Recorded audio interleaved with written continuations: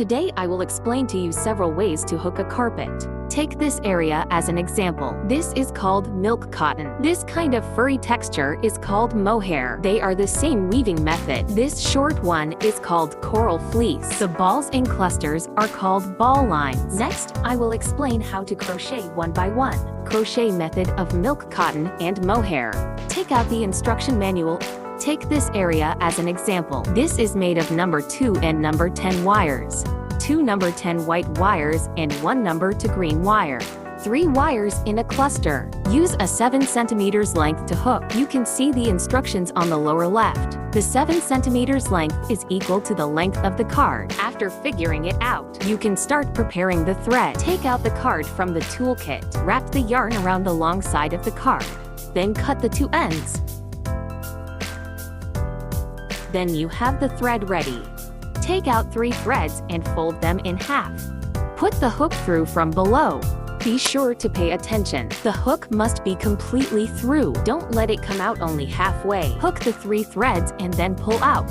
Then hook the 6 lines on the opposite side from above. Hook it out from the middle hole. You can use the force to fiddle with it. Tighten each line a little. Watch it again. A few more words here. When crocheting milk cotton mohair, hook from right to left in rows. This is the most convenient way. The second method of crochet coral fleece. The crochet hook passes under the mesh. Hook the thread and pull it over. Tie a knot. Take 2 or 3 squares apart. Put the hook underneath. Pull the thread back again. Repeat this process until the mesh is filled. After crocheting 1 row, when you want to crochet the second row, just crochet in the row next to it. Hook upwards. Tie a knot after crocheting. Cut it with scissors. Put the thread through the hole. Tighten the hook and pass it from the bottom of the mesh to the top. Hook the thread and pull it down. This one to same. Turn the mesh over and tie 2 knots. Just cut off the excess. The third method of hooking the ball thread. Cut off the yarn at one end. Cut it like this to balls. Then pass the crochet through hook out the thread. Put one of the balls through the circle. Don't pull it too tight. Repeat the operation. Don't hook every square. Make a pile effect.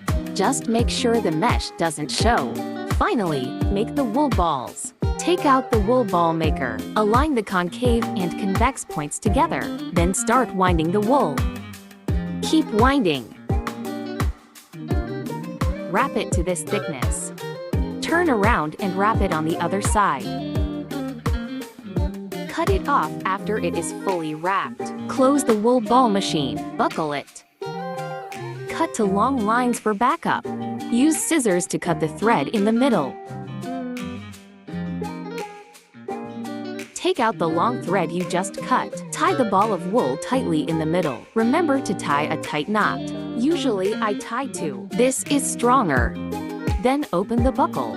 Gently remove the hairball remover. Just trim it slightly with scissors. Finally, fix the hairball. The hook comes out from under the mesh. Hook the 2 threads down. Turn the mesh over. Tie 2 knots on the 2 threads. The above are all the hooks for the moss carpet. Looking forward to your results.